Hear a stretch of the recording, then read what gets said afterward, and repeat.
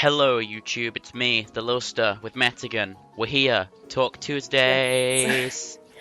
This episode will be about the misconceptions of drug use and abuse. Um, and it is very information heavy. we did, I, I'm gonna be very silent for this episode, so if you're here just to listen to my glorious British accent, you might as well click off now. That's so rude. It's not like I have anything to offer. I mean, I'm just regular old me crap. Um, but I did a lot of research for this, and I know a lot about this topic. Not from personal experience, mostly. Of course. Let me just open my Pepsi. Not a product placement. Other fizzy drinks are available. So I'm going to start off with what we were taught in our schools. I know that in Lily's school, she said that she was taught that all drugs are bad. They'll kill you. Don't do it. Which is... You'll die from an STD and baby Yeah, poison. yeah. Like, something crazy. In my school, we were taught, of course, the first thing that they bring up is all of the bad crap that happens, all of the negative side effects, all of the problems with addiction, which these are real side effects, these are real problems. I'm not negating them at all in these videos. At all. At all. They are there. Even for prescription drugs, there are bad side effects that can occur. Such as me, I used to take Prozac for depression. It actually worsened my depression. I'm currently on Wellbutrin and Zoloft. My Wellbutrin makes my anxiety unbearable. There are bad side effects with every drug, and it's unavoidable. We were taught the different classes, such as opioids, depressants, stimulants, inhalants, methamphetamines, etc., etc. There were a lot that we learned. I had to do a very big project on opioids. Actually, now that you mention it, I do remember one cool thing they did. We had a case that was like locked up, but it had like actual drugs inside it, and we could look at the glass, but we couldn't touch anything. You had drugs in the classroom. Nice. I obviously assumed they were like very expired or something, but yeah. And generally in schools, you'll learn the most negative things, I mean, they're trying to not get you to do drugs, because if they told you, hey, drugs are fun, we'd have a completely unproductive society. And that's just how it is. Society in general, they tend to think one of two ways. You have your, whole family view, which, drugs are bad, don't do them. If I ever catch you doing drugs, I'll kill you. You're not my daughter if I catch you doing drugs. Crazy stuff like that. Like, really out there. Or you have just the other point of view, the more laid back, like, yeah, drugs are cool. Well, actually, there are 3 points of views. There's the, yeah, drugs are cool, I wouldn't do them, whatever. Whatever. And then you have the people... And then you have that one grandma who's a Yeah, stoner. then you have that one person who's like... Yeah, man, drugs are cool. That one little, dipshit in one of your classes or something that you can tell he has nothing else going for him. So he's just resorted to drugs, and he's, saying that they're cool, which I'm not going to disagree on that either. Drugs are fun, but at the same time, there are unhealthy ways of fun, and then there are healthy ways of fun, and that is pretty unhealthy. Also, there are differences between recreational uses, medical uses, and abuse or codependency. Recreational use would be such as using, and I'm going to use cannabis as an example. Cannabis in a recreational use would just be, hitting up some weed to get high. I mean, and there's nothing wrong with that from time to time. I mean, yeah, as long as you can afford it. Which also goes in part, which I'll talk more about in the abuse category of use. Medical uses, such as, say you have epilepsy and you've tried I have you've tried epilepsy. you've tried every drug in the world and nothing works for you. You get terrible seizures, you can't talk anymore, you have terrible pains. The last thing that you have to resort to is marijuana. So, and that's would be the medical use for it. Other things that marijuana actually is good for, it relieves anxiety, insomnia, muscle spasms, depression, ADD, fatigue, and mood disorders. Actually, fun fact, well, not really fun fact, on somebody who suffers from ADHD, marijuana can actually have the opposite effect. Yes. Yet again, with all drugs, there are, for some people, drugs work, for some people, drugs don't. For me, Prozac made me want to kill myself. So, I mean, yeah. There are good drugs, there are bad drugs, and it differs on the person and their chemistry and their chemical makeup. That is one thing that also in this video I want to make apparent. Drugs are chemicals. If you introduce a chemical into your body, you're going to have a chemical reaction. And depending on the chemistry of your body, it could be one way or another. So every time that you take a drug, you're taking a chance. So be careful with what you do. Understand the consequences of every one of your actions, because there can be devastating consequences with some stupid choice that you make, you know? I just realized, do I have to put some kind of disclaimer I'm not sure. at the front of this? I mean, we're talking about drug use and the facts and stuff in general, so I think we should. YouTube guidelines, people. Hi, we know you're hearing this. Sorry if there's no disclaimer. Consider this your disclaimer. Alright, next there is the category of abuse and codependency on drugs. I have personally met people who are addicted to prescription drugs, cocaine, meth, heroin. Champagne, cocaine, and gasoline. All kinds of stuff. And I've seen the effects of addiction on a person. They'll spend they'll go in debt just to get, for example, some heroin. They'll put the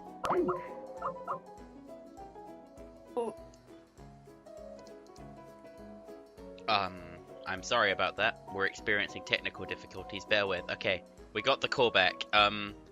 Alright. So I paused your side recording. So, yeah. Just continue where you left off. 3, 2, 1, go. People will experience insane amounts of codependency, such as spending all of their money, putting their house on the line, putting all of their money on the line, which they would normally put towards food, clothing, to paying the bills, taxes, etc., just to get some drugs. People put their relationships on the line. Spouses turn against each other sometimes. Once you both get addicted, you're just using buddies. You're not actually married or an actual couple, because once you're addicted, all you think about is the drug. You don't care about any small relationship with somebody. That isn't necessarily true of all drugs. And the people that I've seen... For example, with nicotine, as an example, people who are addicted to nicotine can form lasting relationships. True, but in the harder drugs, I'm talking about, like, you know... You didn't specify. Yes, so I'm sorry. Which also, this goes under prescription drugs, too. People addicted to prescription drugs can experience this as well. And addicts of nicotine, too, can experience this. There are, of course, exceptions to every situation, but... Also, I'd like to bring up that every year there's a handful of new drugs that come out, or new ways to get high, or, you know, somebody found out some other stupid little thing to do. Don't snort Smarties, kids. You're getting maggots in your nose, and that's bad. Yeah. maggots only occur when you have rotting flesh, so that's just bad to think about. Or sugar. Sad to say, never mind. Anyways. What are we sharing with the internet? I don't.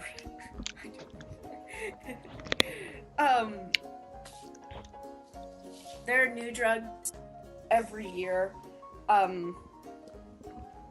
These can be extremely dangerous, though, because we don't know many of the effects of the drugs, how they work in the body, negative side effects, if they can be used for medical purposes, etc., etc., etc. Of the most deadly drugs, things that come to mind, crocodile. Oh my god. That is some of the scariest shit. I don't know if anybody out there has... I've never heard of crocodile. You've never... Okay. What is crocodile? You guys should all look this up. Crocodile affecting skin. Literally, you take this drug by injecting it straight into your skin, not intravenously. Into your skin? Into your skin. And...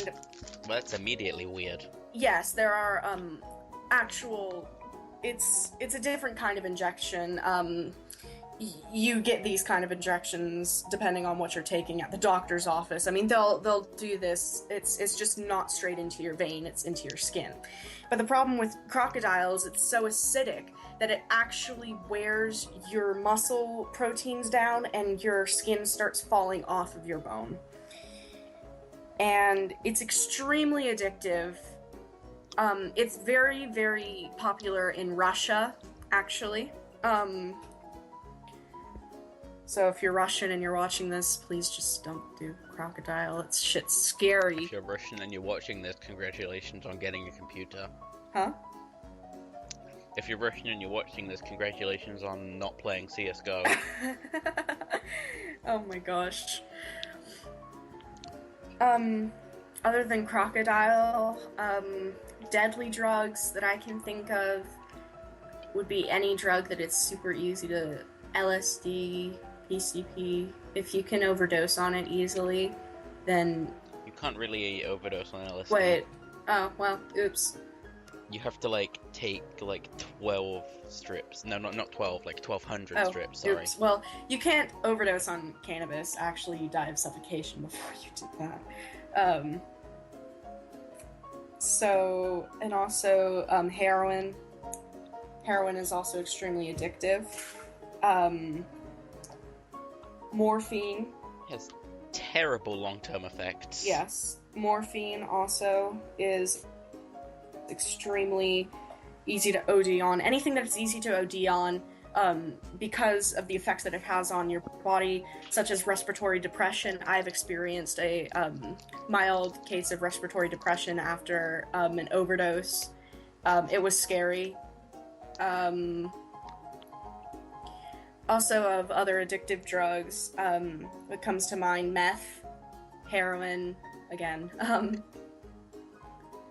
Let's see, opioids, such as Xanax, Oxycontin, which are both prescription drugs, which also you can get completely addicted to prescription medication, and also, there's a myth that it's common for people to think that prescribed pills are not as harmful as illicit drugs. They can be just as harmful, if not even more harmful, than many of the illicit drugs out there. Cough, paracetamol, we're looking at you. If you're American, that's Tylenol. Actually, well, I don't know if I should say this. You probably shouldn't. This is the internet. Yes. Also, there are many odd places to find drugs and psychoactive chemicals, herbs such as parsley, nutmeg, etc. You can... Check your butthole. What? Check your butthole. Oh, okay. You can find, I forget the actual drug name now, but it's called the grandfather of hallucinogens. You can find hallucinogenic chemicals in parsley and nutmeg. Actually, heroin users, when they go dry, they resort to snorting nutmeg. It's the street name for nutmeg is called Malcolm XT. Why there's a street. It gives you a terrible headache, so don't try it. Yes.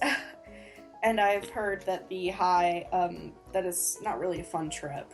So,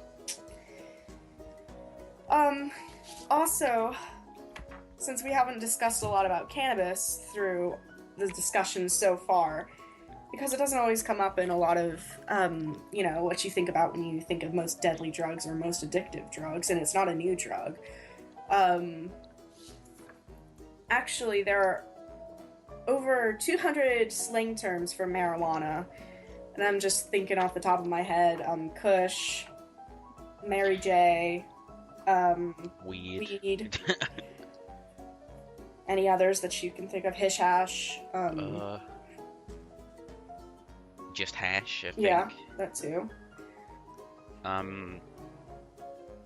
There's also, like, many words of slang for, like, a joint or a spliff. Right, yes. I can't think of that many. I think... Is dope marijuana, or is that something else? Dope can be marijuana or cocaine, I believe.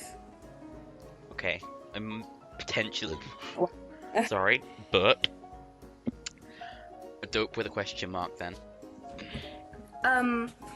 Here's some information from the Marijuana Times, on their... The Marijuana Times? Yes, the Marijuana Times. There was an article about whether or not marijuana is actually a gateway drug. And by the way, a gateway drug is a drug that leads to harder drug use and more dangerous drug use, such as marijuana leading into cocaine use, leading into heroin use, leading into meth use, etc., so on, so on. Marijuana has been disproven to be a gateway drug by the RAND Corporation.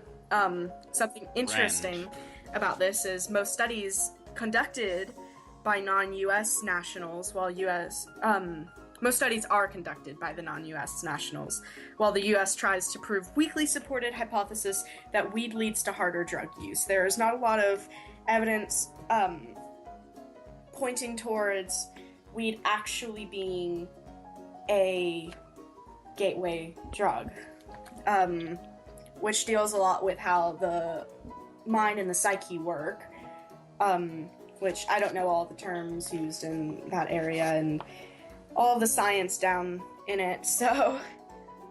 If there's any weed psychologists watching, please comment below every word to do with weed psychology.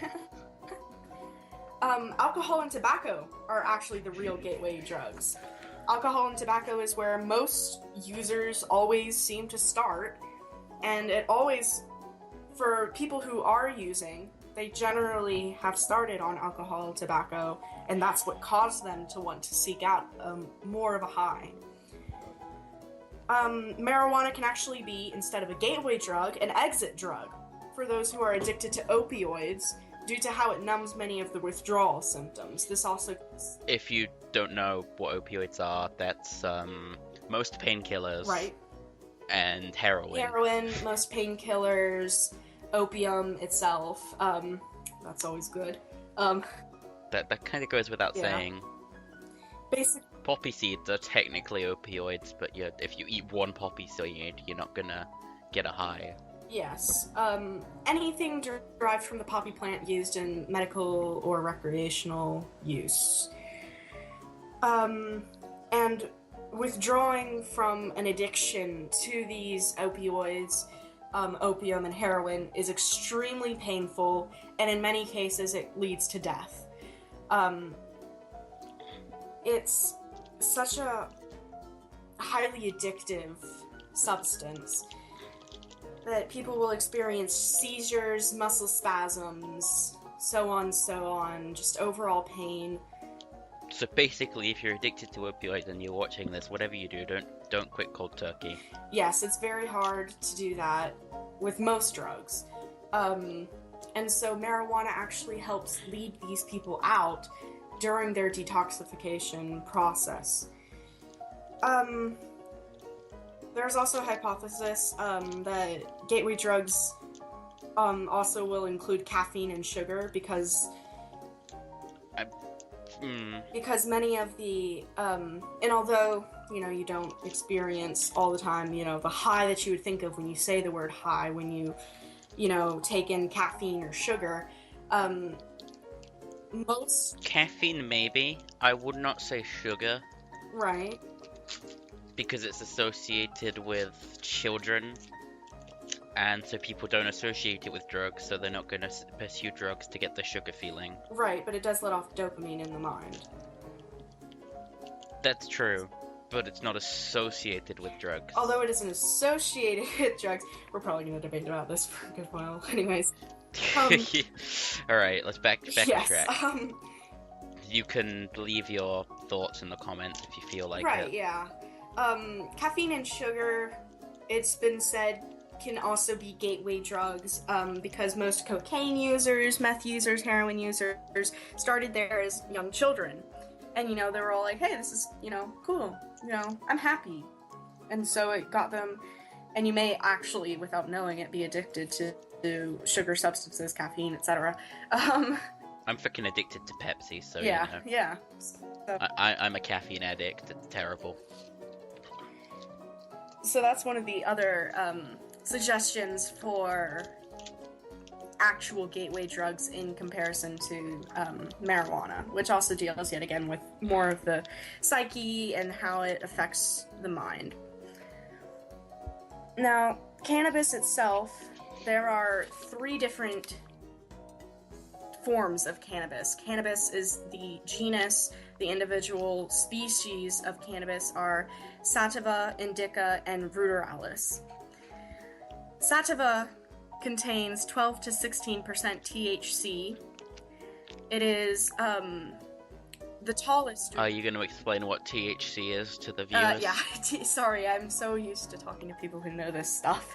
THC is the active ingredient in marijuana. It's what causes the high that you experience after taking the drug. THC, it contains 12 to 16% THC.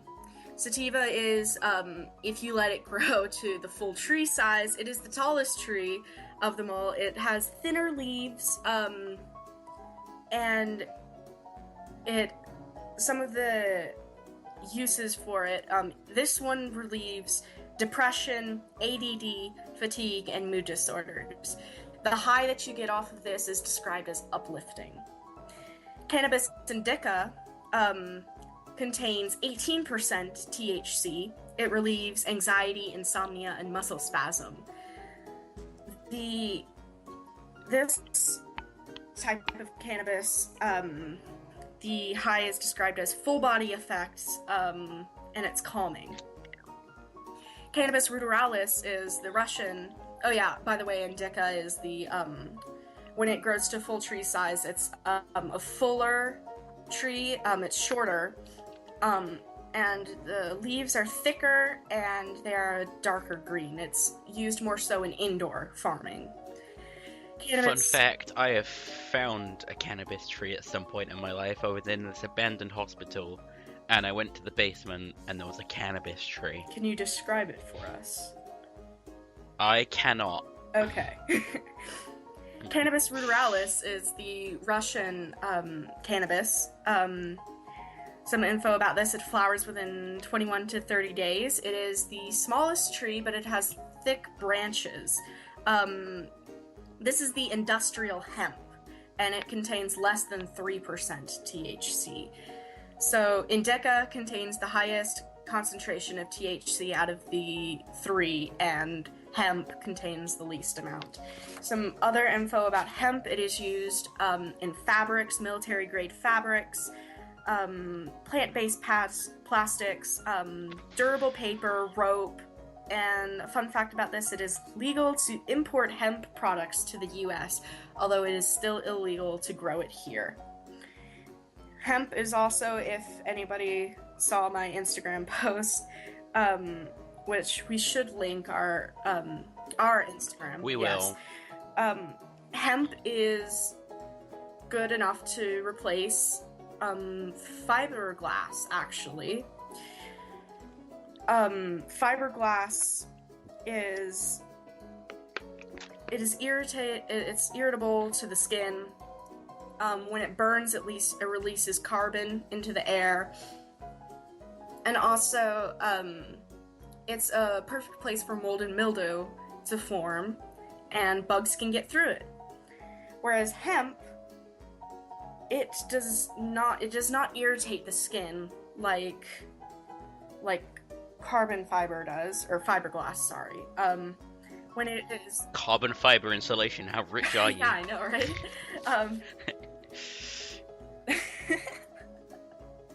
The fiberglass, when hemp burns, it doesn't release as much THC as you would think normal cannabis does, because it's less than 3% THC, and it doesn't release as much carbon into the air as fiberglass does. So it's, even in the event of a house fire, it's better for this to burn than for fiberglass to burn, as terrible as it sounds. Even cheaper too. Yes. Also, mold and mildew do not form on this in dampness.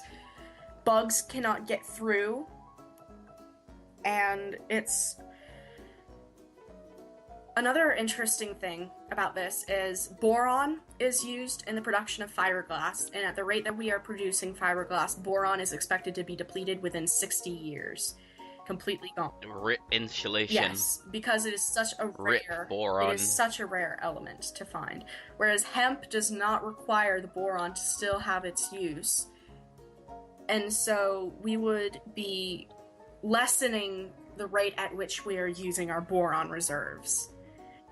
Boron is a very cool name for an element, by the way. Can I have some boron, please? Somebody send me boron. Also, I personally, I'm just going to put my opinion out there, I seem to do this every episode, but I personally believe the legalization of a lot of drugs, because I've noticed that the status of illicit affects the psyche to want to do drugs more. This goes for, and I forget exactly how the Marijuana Times worded it, but because, oh well, I forget. I can't remember exactly how it said it and how to say it back properly. Lily, do you have any more info that you want to add on? I agree that marijuana at least should be legalized. Not so much other drugs, but I'm not educated on the subject, so I'll leave my opinion open to interpretation. We are running kind of long, so I'm gonna cut it here. Thanks for watching. Bye-bye. Bye.